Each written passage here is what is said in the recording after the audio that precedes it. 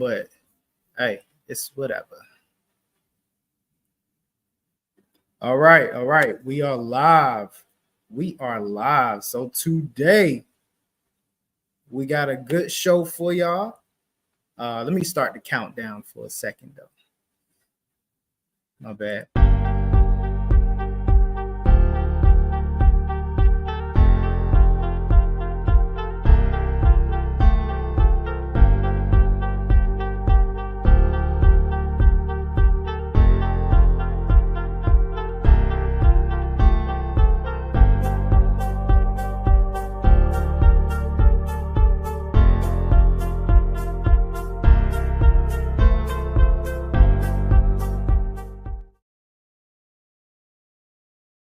Okay.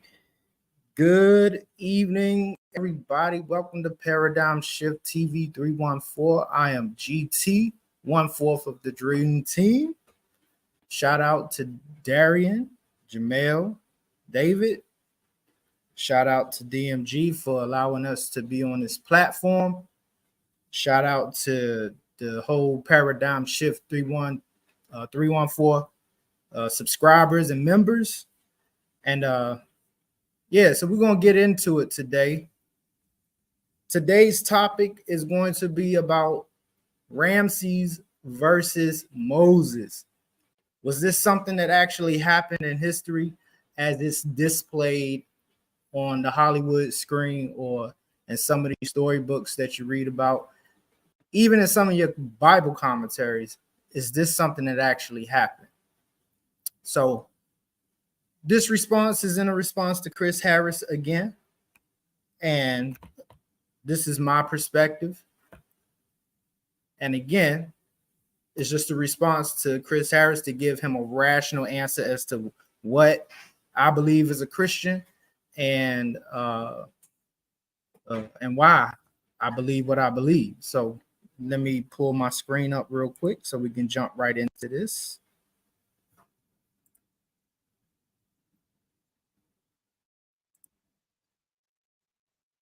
Let's see.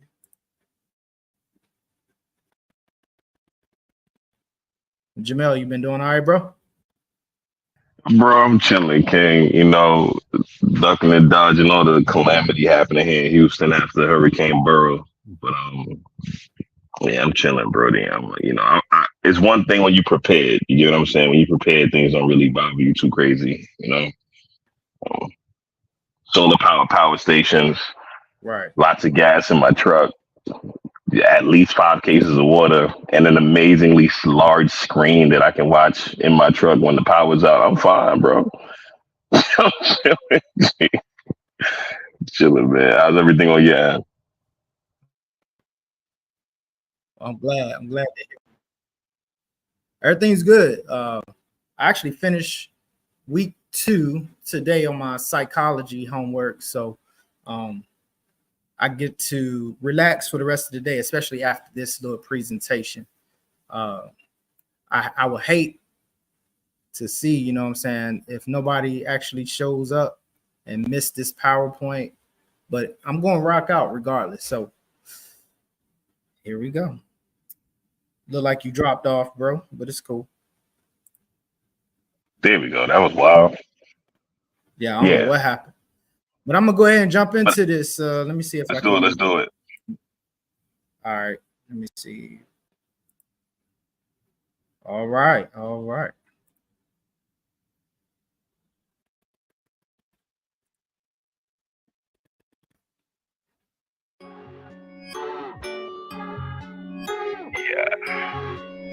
I got next, you know what I'm saying?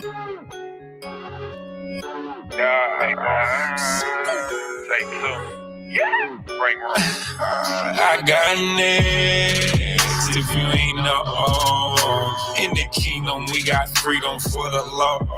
I got next. If you ain't know, in the kingdom we got freedom for the law.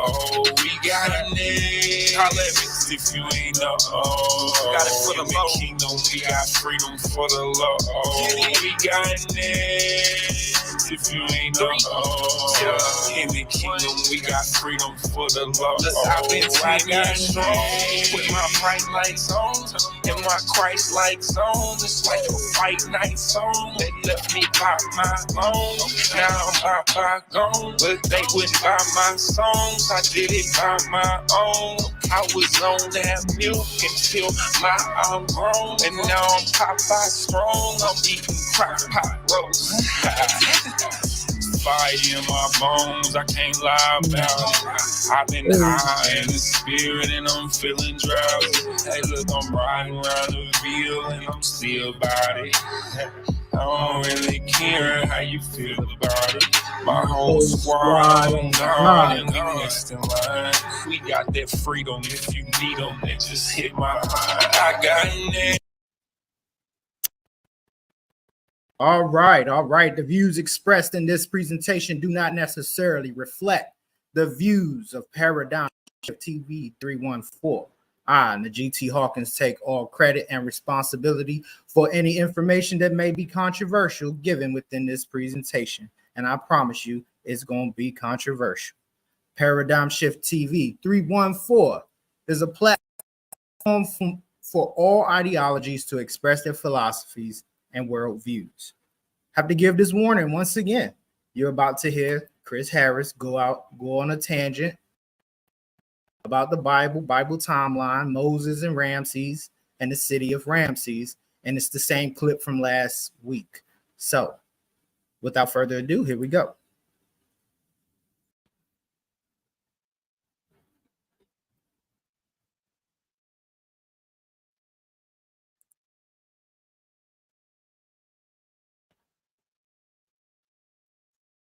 Let's get down to business this morning and let's talk about this book called the Bible that you got to believe because your God can't prove it for you. You understand what I'm saying? We got to start opening up the book and saying, where does this make sense at? We up here talking about Hebrew, Aramaic, Jews, and all this other stuff. There's no man named Ma'at Ra, Setep and Ra, Ramesses Miriam in the first, second, third, fourth, fifth, sixth, or seventh. He never existed. Which one are y'all talking about? The first, second, third, fourth, fifth, sixth, or seventh? Well, if the city of Ramesses was built on type of Python, what are we talking about? Pithom, excuse me. You gotta say it correct, because somebody might try and come on here and snipe you and create straw man arguments based on that, not on a topic. You know how the Christians.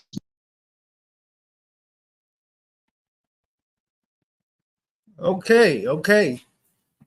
So this is what we're gonna be talking about today. Why are you so angry though? Ramesses, Usamat. I don't know, bro. I know you said this ain't your subject, but when you hear these Egyptian names, don't get intimidated or nothing like that. Usur Ma'at September Ramesses Miriam. Ramesses Miriam is just Ramses' throne name. All right. But we're just going to refer to him as Ramesses right now. Next slide.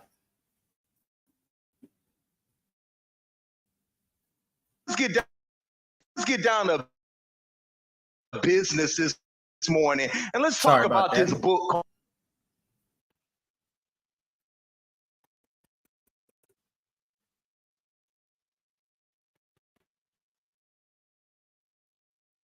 Okay, so what you are about to witness here, I don't know if you're sitting down or whatever, but what you are about to witness here is the Ten Commandments version of Hollywood. It's a Hollywood version, and the man seated here is Ramesses, and of course, the man with the stick is Moses.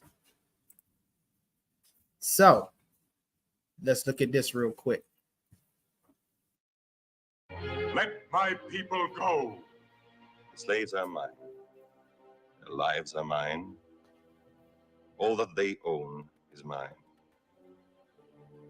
I do not know your God, nor will I let Israel go. Who are you to make their lives bitter in hard bondage? Man shall be ruled by law, not by the will of other men. Who is this God that I should? Okay, I'm gonna stop it. So again, this is the 10 Commandments from 1956. This is one that my grandmother, my mother, and all of us used to sit down and watch every Easter or every year around Easter time, because sometimes Easter and Passover falls within the same month, so the same time frame, but sometimes they don't. But irregardless, this is the movie that we had watched, and this is the movie that first, I guess you could say, inspired me to look at Egyptian history. I wanted to know more about the Egyptians and how they interacted with the children of Israel, and to see if I could find any archaeological evidence whatsoever. Let my people go. Sorry. Slaves are mine. Next. So the question here is, why do we find Moses confronting Ramesses II on the account of the Hebrew slaves in this Hollywood version? Here's one of the reasons that I hear a lot, and this was something that Chris brought up. Just heard him at the end of his little tirade where it was said, Exodus 1:11 states that the children of Israel built for Pharaoh treasure cities, Pithom and Ramesses. The second is based off of a realigning of the biblical timeline. So in other words, the first reference in regards to Exodus 1:11 that I just read, some chronologists will try to lessen the date of the Exodus that's given in the Bible to make it match up with the conventional chronology that goes along with Ramesses II, but it's mainly based upon this Exodus 1:11 reference. People have assumed that because the reference to Pithom and Ramesses, that Ramesses was the pharaoh of the Exodus. So, and again, more shows are coming up because he brought up the throne name Usamat Re Septempore Ramesses Miriamu Ramesses. Okay, that's important in another section, but let's just keep going. All right, so again, this is on the conventional timeline. I haven't messed with it. It's just what the historians, you can go into Wikipedia and look up the date for Ramesses II. Remember, in the first video, Moses and the Exodus took place around between 15 to 1400 BC. Here on the conventional timeline, Ramesses is dated to about 1279 to 1213 BC. You can go into Wiki and read the information for yourself. As I assumed when I first encountered scripture and grabbed the encyclopedia, because I wanted to look at the Ramesses II to get some historical background on this man. It stated that no archaeological evidence could support that Ramesses II was the pharaoh of the Exodus. Now keep in mind, while I'm reading this, I'm like 9-10 years old reading the Encyclopedia Britannica, but also believing what the Bible says, and I'm kind of crushed here because I'm like, well, if Ramesses is not the one, then who is it? This is again what inspired me to go and look deeper, because I said to myself, I know the Bible, so something has to be wrong on the other end. So at that time, again, I was a little disencouraged because this was the first time I encountered written books or like the encyclopedia saying something negative about the Bible. So again, I went and dug deeper. My thing is, let God be true and every man a liar. Next slide. So again, the only thing I knew for certain is that the timeline didn't match up on places. Exodus again, 1447 BC. As we can see just from the comparison here on the green side, Ramses is at least 200 years too late. So for those who do believe that Ramses II is the pharaoh of the Exodus, they would have to manipulate the biblical timeline just to make that fit. Because just from looking at what we see here, Thutmose III is supposed to be the pharaoh of the Exodus. Like I said in the last video, I disagree with that too. Let's continue. So for me, Ramses II is not the pharaoh of the Exodus. There's no evidence of the Hebrew slaves. There's no evidence of an Exodus. There's no evidence of Ramses drowning. One of the greatest Pharisees, I'm about to say Pharisees. He's one of the greatest pharaohs to have ever lived in Egypt. Next to Thutmose III. Here's where I can say without any doubt that I agree with Chris, not in the sense that he wants me to agree with him. He wants me to throw the baby out with the bathwater. But I do agree that Moses and Ramses didn't encounter each other at all. There is no Moses during Usur Ma'at September Ramesses Miriam's reign. But this doesn't mean Moses didn't exist. It just means Moses existed at another time apart from Ramses. Even in the conventional chronology that I just showed you, the timeline agrees with what I'm saying. Moses and Ramses would have lived hundreds of years apart. So we have a problem. Neither the conventional chronology or the biblical chronology agrees that Moses was contemporaries with Ramses. When I say contemporaries, I mean that they lived around the same time. So what do we do about the city of Ramses? I'm checking on you, bro. I don't know if you got any questions or anything like that. Nah, I'm letting you rock, Brody. I'm good, bro. Okay. All right. Just want to make sure.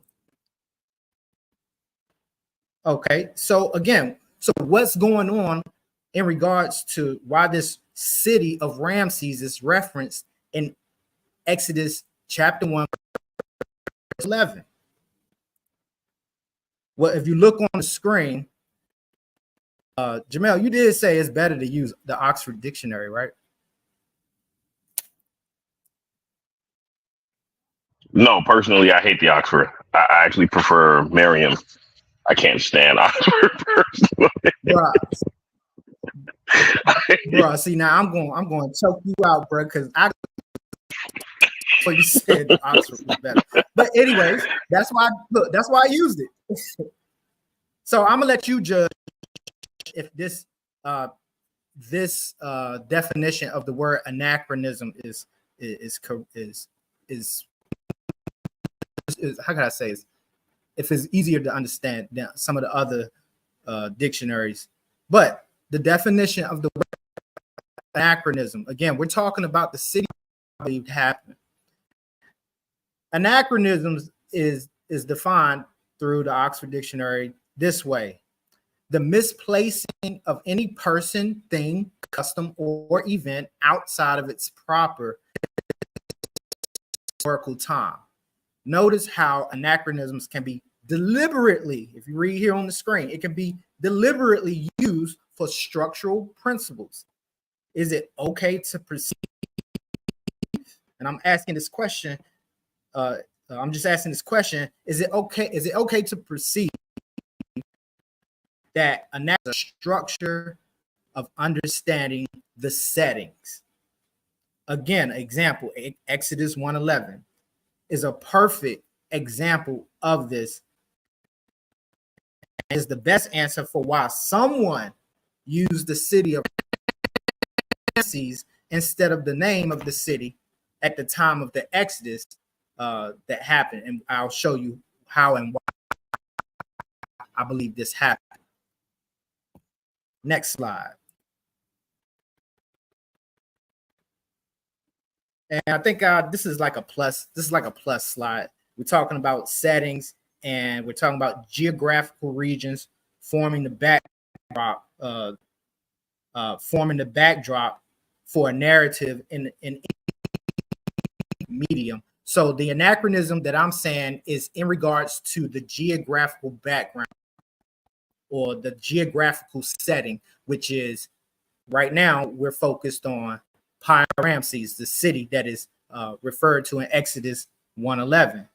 So if anachronisms can be used deliberately or on purpose for the sake of structural integrity of the settings, which we're talking about here, the geographic region of Pi-Ramesses, which was in Lower Egypt, in the Delta, which was called Goshen, it is safe to say that the authors applied this principle to Exodus 1:11. And I'm going to try to give you the easiest way to understand this. Next slide.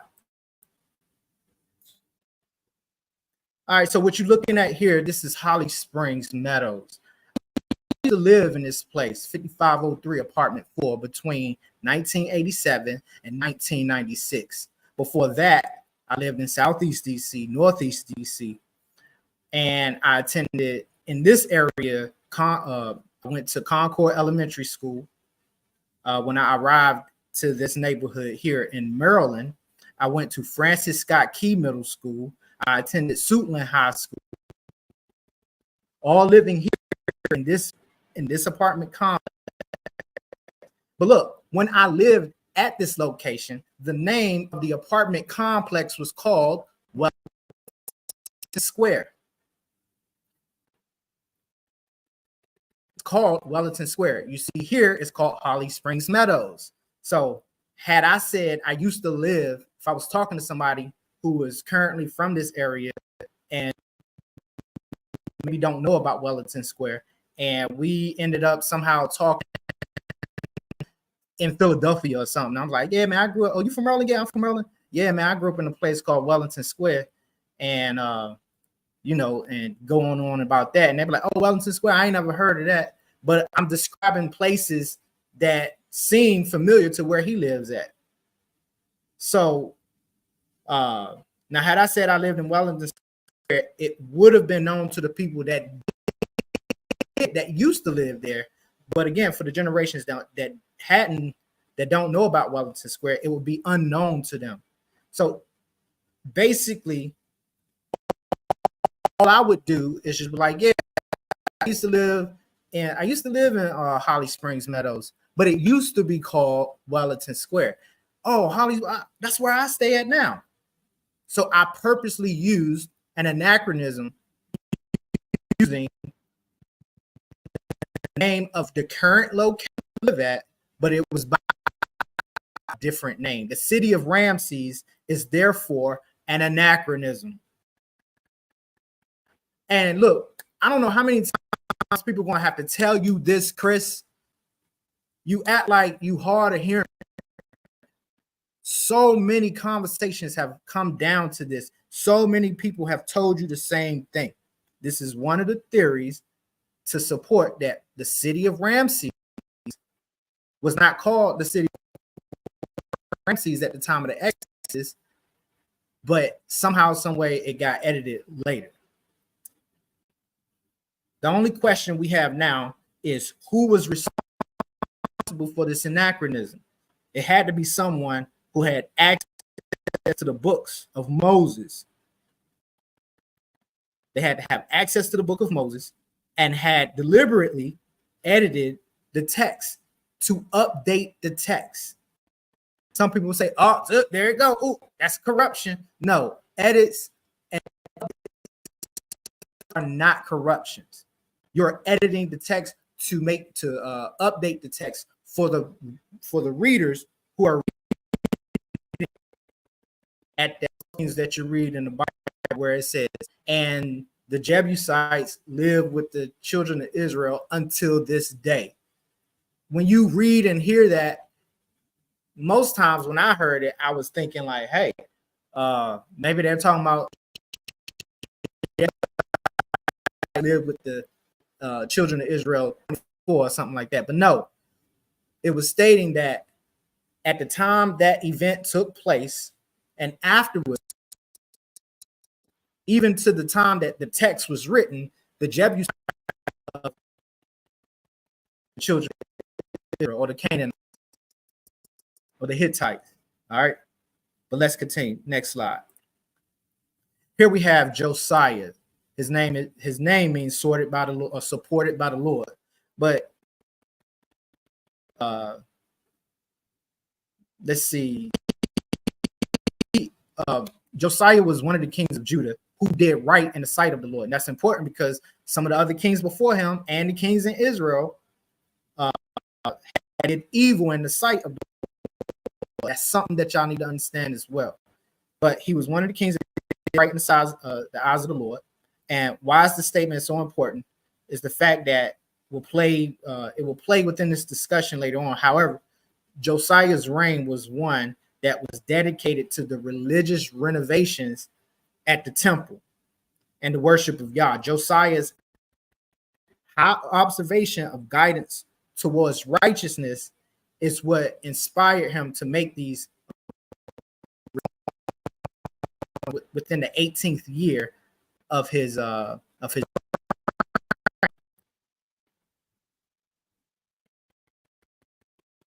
Okay, so let's look at the activities of Josiah and his reign in regards to the books of Moses. Remember what I told you. In the last slide, you saw the Kittith Hinnom, where we had verses of the books of Moses inscribed on silver amulets. So it's safe to say that 100 years after whoever that Kittith Hinnom, that here we go again. The books are still around. But let's read here. And when they brought out the money that was brought into the house of the Lord, Hilkiah the priest found the books of the law of the Lord given by Moses. And Hilkiah answered and said to Shaphan the scribe, I found the books of the law in the house of the Lord. And Hilkiah delivered the book to Shaphan, and Shaphan carried the book to the king. Who's the king? Josiah. And brought the king word back again, saying, all that was committed to thy servants, they do it. And they have gathered together the money that was found in the house of the Lord and have delivered it into the hands of the overseer and to the workmen. Then Stephen the scribe told the king, saying, Hilkiah found the book. And Shaphan read it before the king. And it came to pass when the king had heard the words of the Lord. So basically, this is 2 Chronicles 34, verse 14 through 19. Basically, they apparently, the kings before Josiah had apparently abandoned, and typically the books of Moses were set near the Ark of the Covenant.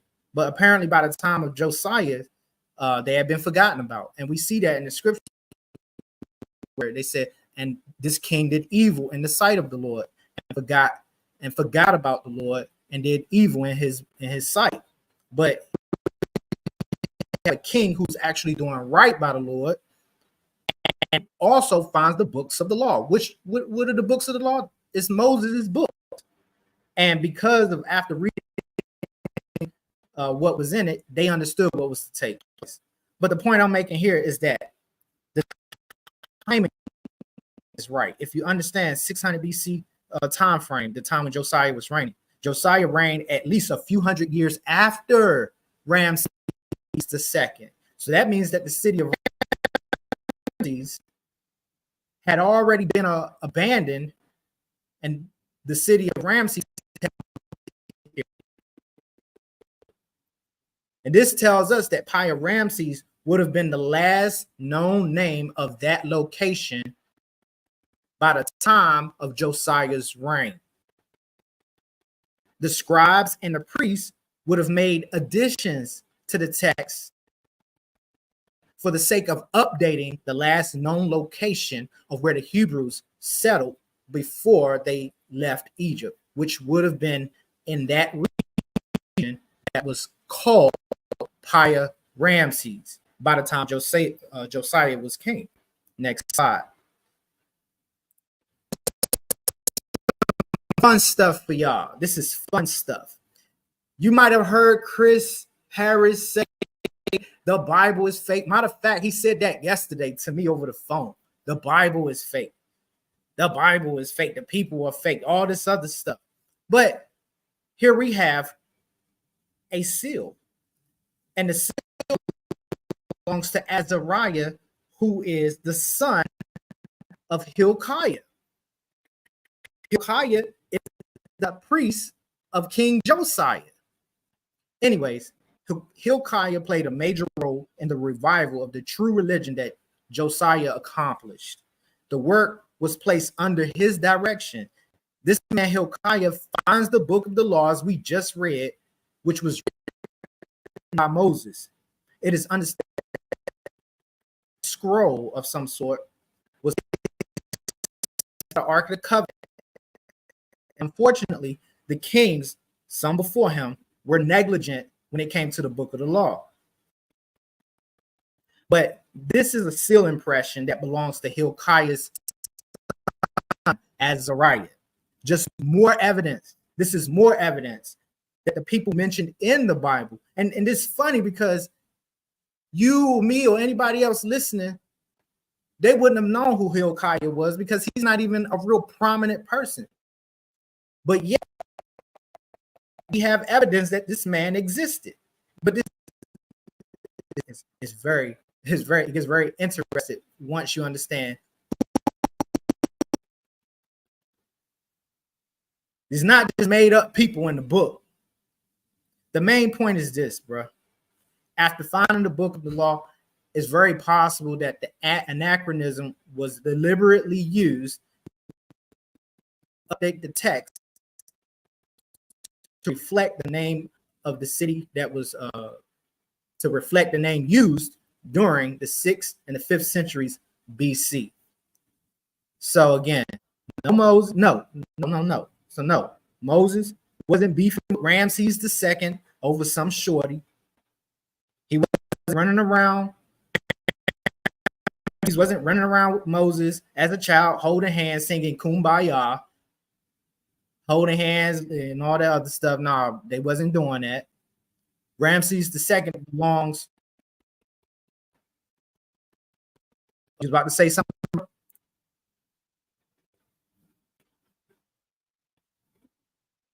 Okay.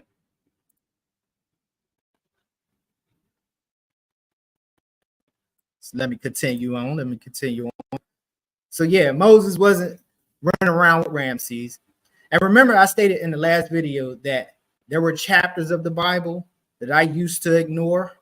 Chapters of the Bible that, it was like this person begat this person, that person, that person, this person, this person. I want you to look at this cylinder seal. Or look at this seal. This is Bula seal.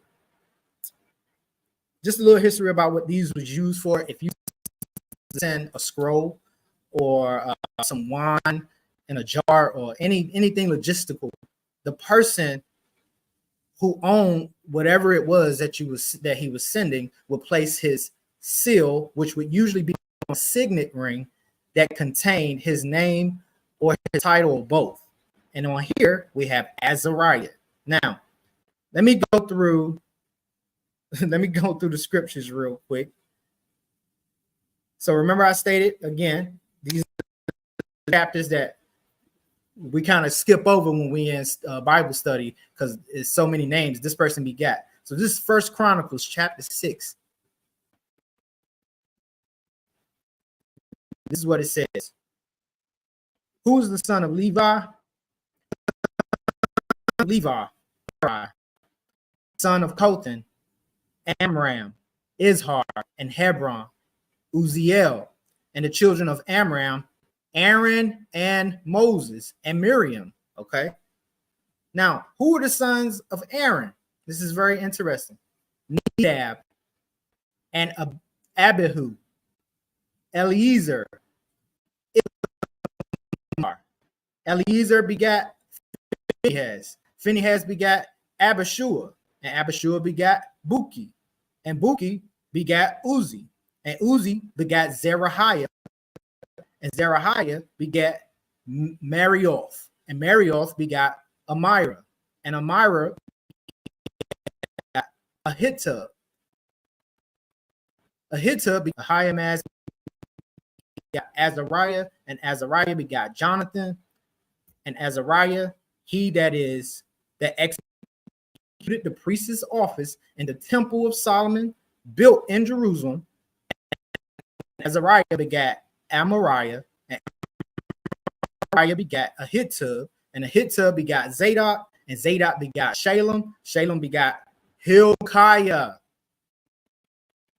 Hilkiah begat Azariah. As you see here, the text matches. Azariah was the son of Hilkiah. Both worked in the sons of Aaron, who was the brother of Moses the prophet. Stop playing. This is indirect evidence that Moses was a real person, because we have his kinfolk, his great nephew that has just been verified right here in front of your face. Next slide.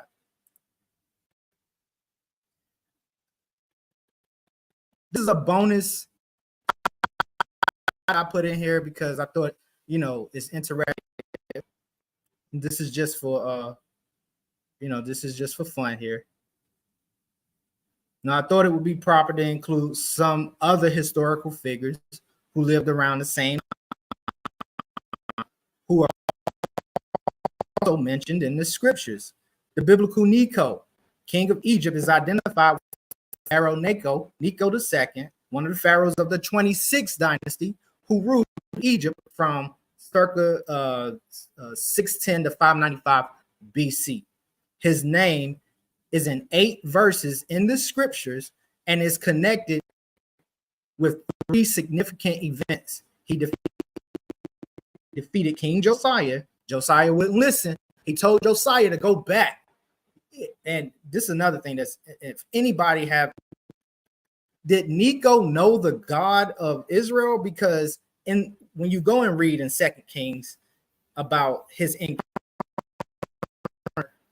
with Josiah, he tells Josiah to go back because your God, he says, God told me to go and do this. It has nothing to do with you, but Josiah wouldn't, and he got killed because he tried to hide himself in regular soldier's gear, but he still got hit with an arrow. But outside of these events, no other information is given in scripture about Necho II. Thankfully, numerous archaeological finds help us understand his reign and his life, which sounds better. And I agree with that. But this is just a bonus slide just to give you some idea of some faces that you may have read about in the scriptures and what archaeological evidence is out there for these people. Next slide. All right. So again, I'm so sorry. I'm so sorry that reading slides of the revised chronology that I produced to help me understand the information is credited to David Rowe. And in future shows, what I would do is give you reading or a deeper understanding of the timeline that he provides. But this is my tool. This is what I use when I go and look at ancient history and try to make sense of what's going on apart from the conventional.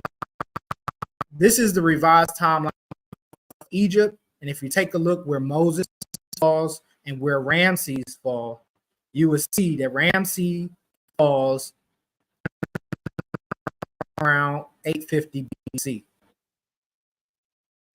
But Moses, of course, falls in his right timetable. I don't know if you can see it, but it's in the red box. Moses is born during the 12th dynastic period, the 12th or 13th dynastic period. Moses was born nowhere near the 19th dynasty or the 18th dynasty. Nowhere near the 18th or the 19th dynasty. Next slide.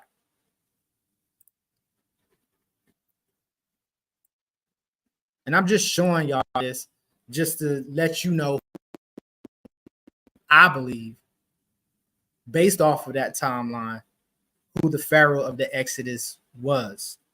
You'll hear some clips later and some other shows, future shows.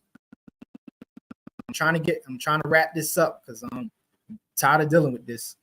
But Chris asked Dr. Jensen, who's the pharaoh? And Dr. Jensen stated that he really didn't know. That was correct. If somebody doesn't know something, that's the honest thing to do, is say you don't know. Someone else said it didn't matter. You know, Chris was like, someone else stated that it didn't matter who it was. God didn't care to name the pharaoh. Actually, that is true. I kind of believe that too. Actually, I don't kind of believe it. I do believe that, because the pharaoh, it seems like this is one of those puns that you see happening in scripture, where a person's name to express a negative connotation about that person, like Antiochus Epiphanes. I don't think his last name is really Epiphanes, but in the Hebrew tongue, Greek tongue, it's supposed to mean mad man. I don't think his real name was Madman Antiochus, but the Hebrews kind of switched letters around, which turned his name into an actual, what you would call an adverb, like a description or epithet of some type, of some sort. But again, I told Chris that it's Dudamus the first or the second. We really don't know. Now, why did I say I didn't know? I said we didn't know because even the Egyptologists can't seem to make up their minds who Dudamus the second. What it says here. Jet was a native ancient Egyptian pharaoh during the second intermediate period. According to Egyptologist Kim Rojo and Daryl Baker, he was a ruler of the Theban 16th dynasty.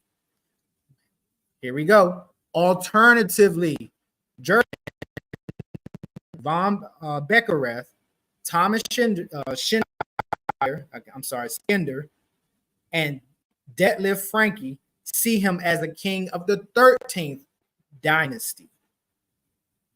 Now, is it my fault that I don't know exactly because of the Egyptologists who don't know exactly? They can't seem to place him in the right dynastic period. But I'm led to believe that Dudamus the first is most definitely the king of the Exodus. He does fall in within the 13th dynastic period. I agree with the former.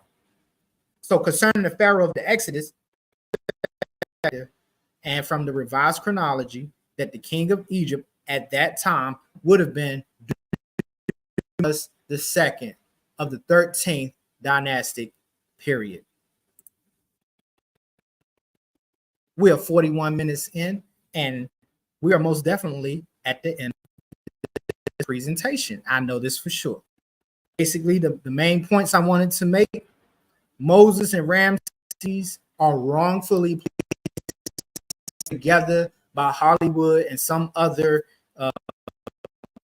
biblical archaeologists who try to make these two characters fit together.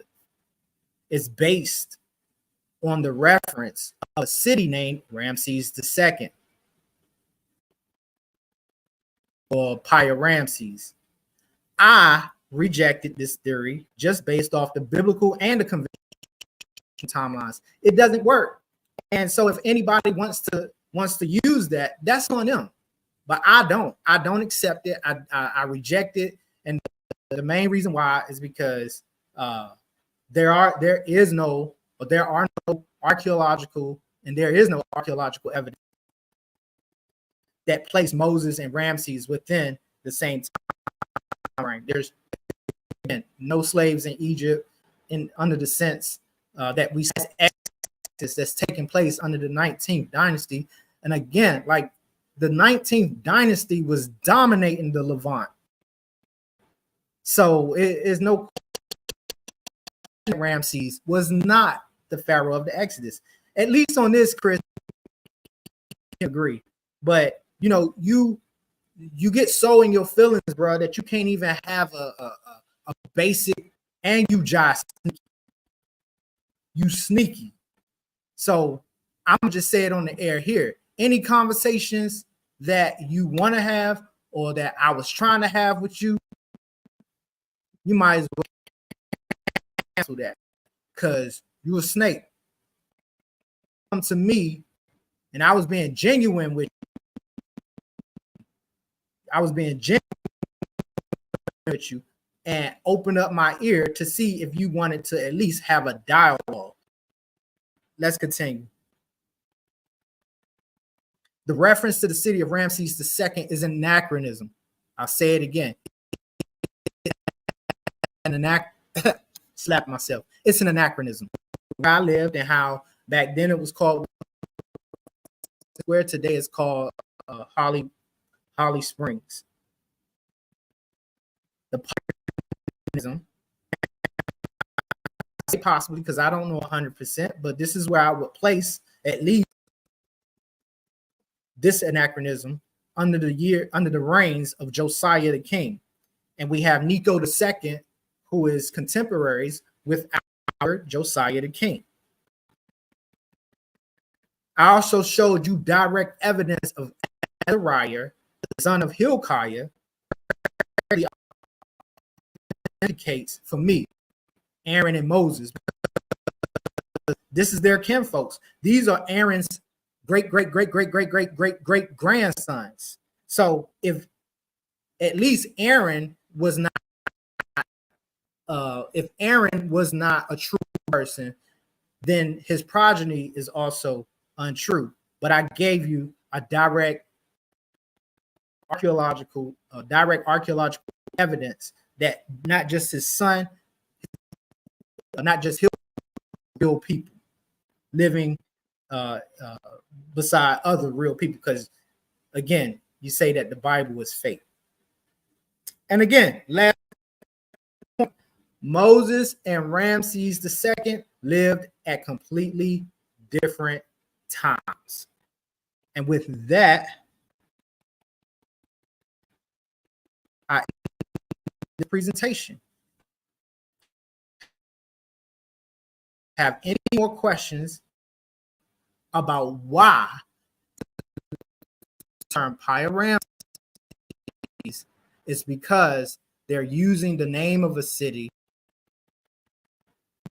they're using an anachronism. It's the last known name of the city. Because one thing about Pi-Ramesses, about a 26th dynasty by Josiah's time, that place had nearly dried up because of the riverbank. So it will only make sense that they will look back at that location and say, oh, that's Pi-Ramesses, what he's talking about over there. I can't 100% say that happened. And this is what I believed happened, because I see evidence within the scripture that the books of Moses are being found and being read aloud within the scriptures themselves. So with that being said, I will leave y'all with this. Might open up. Let's see.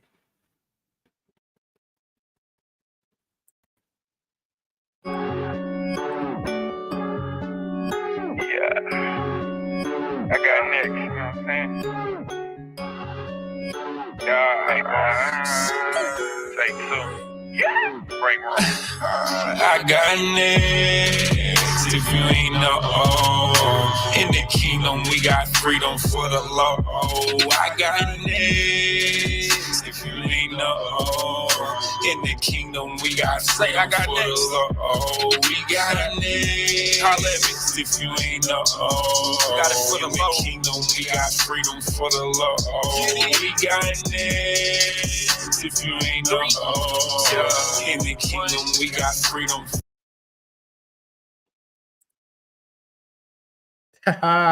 Y'all saw that. All right, so I'm back. I'm saying that it's saying that my audio was choppy, and I hate that.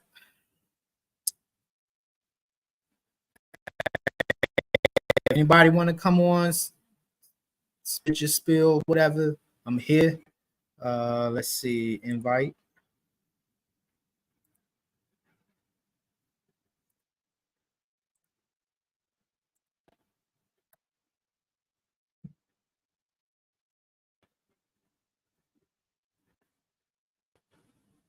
All right, so I don't know if y'all can hear me or not, but basically, let me see. I'm gonna run through it again, not again, but yeah. So it's like this. Ain't no point in even bringing up Ramesses no more to me. No more. As I stated, it's an anachronism. That's why it was used. And we try to have this conversation, but it just don't look like it's going to happen. It looks like I'm having some network issues, but like I said, shout out to Paradigm Shift TV314. I got some more responses coming up. Y'all saw one pop up on the screen right before I clocked out. But if y'all have any questions, if you like what you're seeing, hit the share, hit the like button, and yeah, grace and peace be with you all.